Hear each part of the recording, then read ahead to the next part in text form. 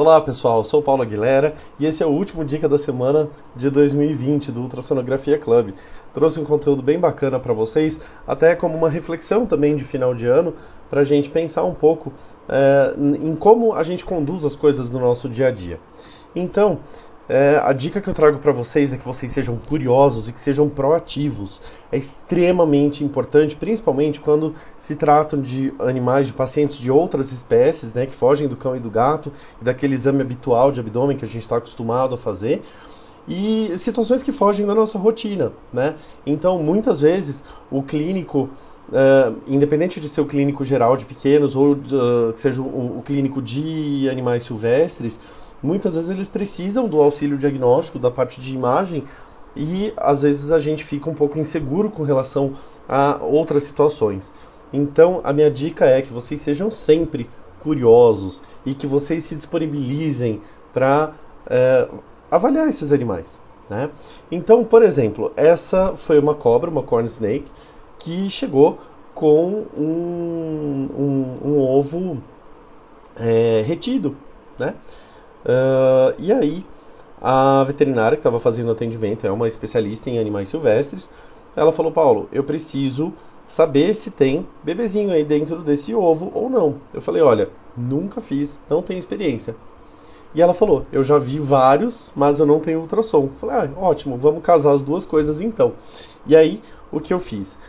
Me disponibilizei a atender esse animal, fiz o ultrassom, então aqui, olha, na imagem a gente vê o ovo, só tinha um conteúdo líquido dentro, né? Não dava para ver feto nenhum, bebezinho nenhum lá dentro, né?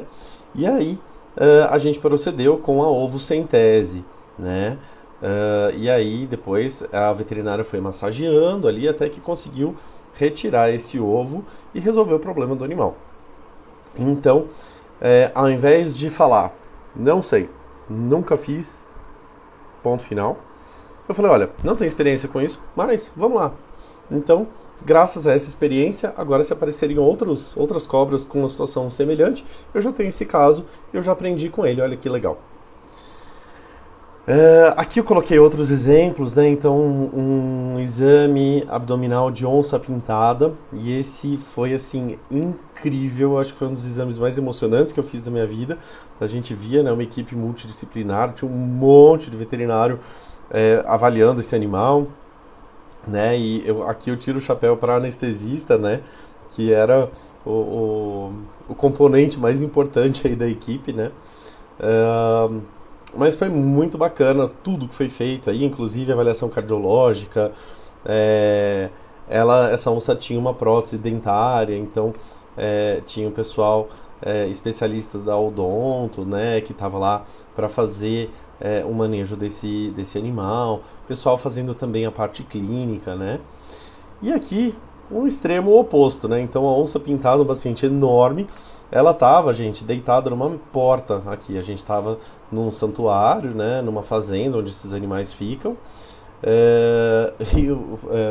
Oportunamente tem aqui na foto, inclusive, o alvará do CRMV. Então, quando a gente pensa, né, nesses animais silvestres, é importante a gente não se colocar em situações de clandestinidade, né? Então, eu estava num lugar aqui, inclusive, autorizado pelo conselho, né, para a gente fazer, para esses animais estarem ali e para a gente poder fazer esses procedimentos.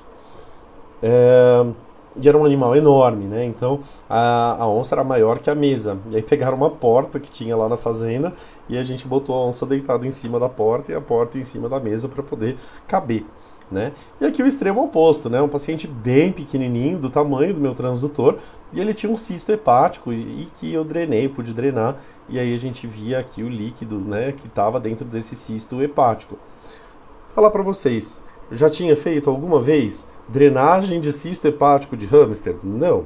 Já tinha feito alguma vez ultrassom de onça pintada? Não.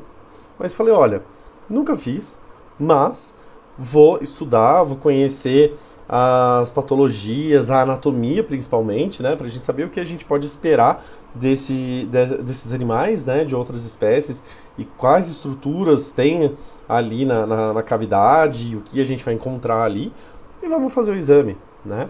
Então, foram também situações que me permitiram adquirir uma grande experiência, foi muito bacana.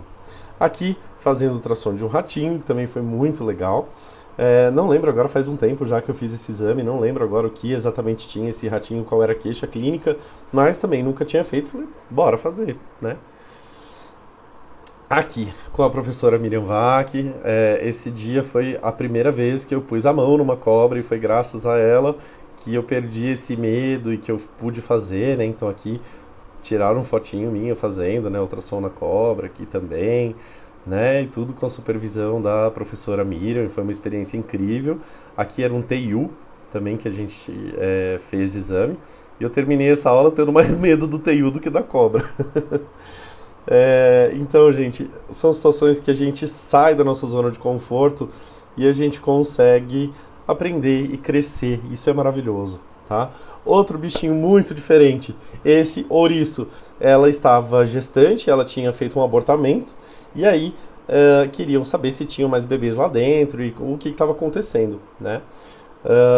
E ela era extremamente estressada, ela ficava enroladinha, assim, fechadinha, né? E a gente não conseguia acessar o abdômen dela para fazer o exame, né? E eu estava num hospital universitário aqui, e aí chamaram um professor de anestesia, e aí ele fez uma sedação, né, intramuscular, e aí que ela pôde abrir realmente, a gente pôde avaliar, fazer esse ultrassom, não tinha mais bebezinho nenhum lá dentro, mas também foi uma situação extremamente inusitada, e um animal que eu nunca tinha tido contato, assim, diretamente, eu achei bem bacana. Esse aqui foi para fechar essa nossa conversa. Um dia, uma amiga minha postou, né, num grupo de veterinários no WhatsApp, que o peixinho da filha dela, o peixe beta da filha dela, estava doente e ela não sabia o que fazer. E aí falou sobre os sintomas e dava para ver que tinha um aumento de volume.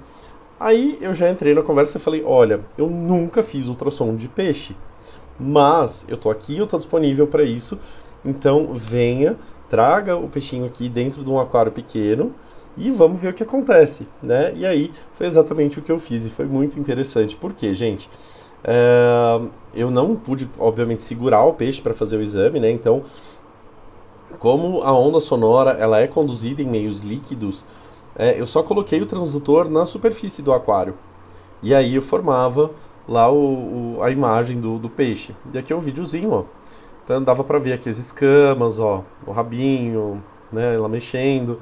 E ela tinha uma coleção líquida nessa região aqui, nessa porção mais cranial, né? E que na época a veterinária foi estudar e descobriu que isso era uma doença, eu não lembro agora o nome dessa patologia, mas era realmente um acúmulo de líquido e que estava interferindo aí na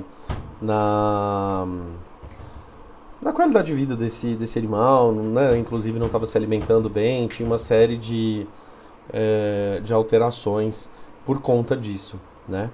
Então, também uma situação que eu jamais imaginei que eu fosse atender um peixe, né? Muito menos um peixe beta, que é um peixe tão pequenininho, né? Mas que foi muito legal e também muito esclarecedor. Então, gente, minha dica para vocês: sejam curiosos, sejam proativos. Tem muita gente que eu falo que é braço curto, que não tem disponibilidade, que não tá de peito aberto para passar pelas adversidades, né, do nosso dia a dia. É muito tranquilo a gente ficar, né, disponível para fazer ultrassom abdominal de Shih Tzu.